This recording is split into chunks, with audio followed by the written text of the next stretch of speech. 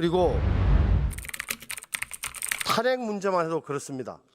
제가 그날 12월 3일 날 제 경험을 말씀드리자면 저는 탄핵을 비상계엄을 2시간 겪었어요. 10시 반에 택시 타고 나와서 여기서 1시까지 있을 때 저에게는 2시간이었어요. 따라서 비상계엄은 판단하기에 따라서는 인명피해도 없었죠. 짧은 시간이었죠. 내란인지 아닌지에 대해서는 사실은 여러분 들어보세요. 내란인지 아닌지에 대해서는 형사재판의 결과를 봐야 되는 거예요. 이보세요. 들어보세요.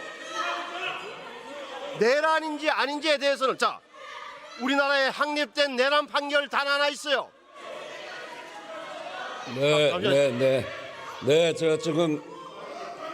지금 저 대정부 질문이 진행 중이니까 조금 들으시죠. 내란만 이야기 나오면 저렇게 하실 건 아닙니다. 우리나라에 확립된 내란 판결 하나는 전두환 노태우에 관한 것입니다. 12.6 사건 이후 12.12에서 5.17, 5.18을 거쳐서 80년 9월 달에 전두환 집권까지 8개월에 걸친 장기적인 군권 장악, 권력 장악을 전체적으로 내란으로 판단했던 것이고 그 근거에는 폭력성, 광주 사태로 인한 200여 명의 사상자라는 그 중요한 요소가 있었다는 것만 말씀드리는 겁니다.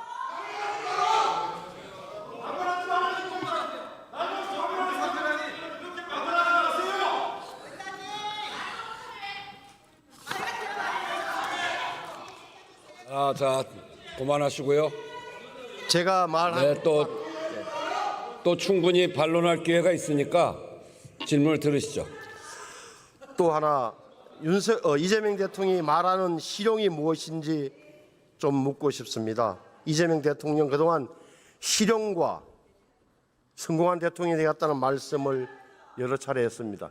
이재명 대통령님의 인생 자체가 어떻게 보면 가난한 집안에서 태어나서 소년공을 거쳐서 대통령이 되기까지 저는 실용 그리고 유연함에 저는 길이었다고 믿는 사람입니다. 하지만 그런데 지금은 이재명 대통령이 말하는 실용이 뭔지 잘 모르겠습니다.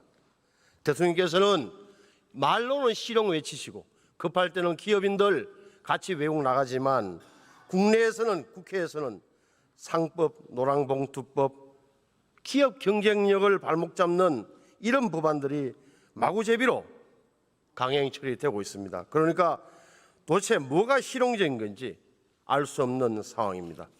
노란봉투법이 국회를 통과하자 로봇주가 폭증한 것 이런 게 다 그 여파 때문에 아닌가 싶습니다. 그래서는 총리께 여쭙는 겁니다. 적어도 이런 일련의 흐름은 장기적으로 여권 전체에게서는 안 좋다고 봅니다. 특히 강성 지지층만 보고 가는 정치는 결코 오래 갈 수 없는 겁니다.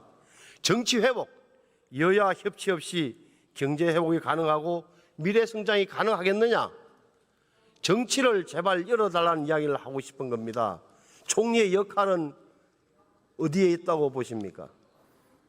지금 여러 가지 말씀을 주셨는데 그 가운데 여야의 협치를 이루었으면 좋겠다 하는 말씀을 저희들이 잘 깊이 새기겠습니다. 다만 아까 존경하는 신성범 의원님께서 개헌과 관련해서 본인이 이 의사당에서 쭉 느끼신 바를 말씀하시는 과정에서 계엄이 여러 가지 폭력성이 실제 행사되지 않았기 때문에 내란으로 볼 수 있겠느냐 하는 부분은 저로서는 조금 받아들이기 어려운 그러니까요. 받아들이지 않으셔도 되는데 저는 이것은 법원의 판단에서 확정될 사안이라는 점을 말씀드리는 겁니다. 반려도 그리고 또 하나는 민심의 무서움에 대해서는 오래 정치를 해온 총리도 잘 아실 겁니다. 1996년 처음에 당선돼 있을 때 그 직전 상황 조순 시장을 당선시킬 때 얼마나 큰 역할을 했습니까?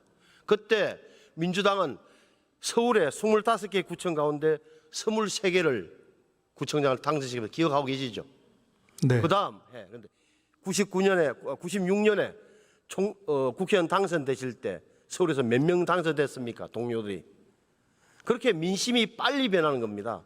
엄청난 정말 사육사, 호랑이 같다고 사육사를 어떨 때는 따르지만 거역하는 순간 물어버리는 호랑이와 같은 민심, 총리도 잘 알고 계시지 않습니까?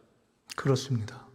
그래서 저는 지금은 모든 것이 내란에 뒤에 있는 것처럼 보이지만 바닥에는 민생을 챙기고 국가적 과제를 먼저 정부가 앞장서는 이런 모습을 보여준다고 생각하는 겁니다. 그래서 저는 총리께서 정치적 동반자의 한 분으로서 이재명 대통령과 허심탄회하게 한번 정치적 기조를 어떻게 가지고 갈 것인지를 생각해 주셨으면 좋겠어요. 정말 진지하게 한번 그런 대화를 갖기를 희망합니다. 민생을 최우선으로 해야 된다는 것에 대해서 대통령께서도 그렇게 생각하고 계시고 저도 그렇게 생각합니다. 내란 문제와 관련해서는 가급적 최대한 빨리 법과 원칙에 기초해서 국회 내에서 최대한 빨리 여러 가지 일들이 조사가 또는 진상의 정리가 또는 처벌이 이루어질 수 있도록 서로 협력하는 것이 사실은 바람직하지 않은가 이렇게 생각을 합니다. 총리와 저는 학창 시절을 같이 보냈고 또 대한민국의 구조적 변화를 논의했던 사이이기도 합니다. 그런데 물극필반 항용유해라는 옛말 지나치면 꼭 작용과 반작용의 법칙에 따라서 돌아오게 됩니다. 현명하게 잘 해주시기를 부탁드립니다. 들어가셔도 좋고 법무부 장관님 나와주십시오.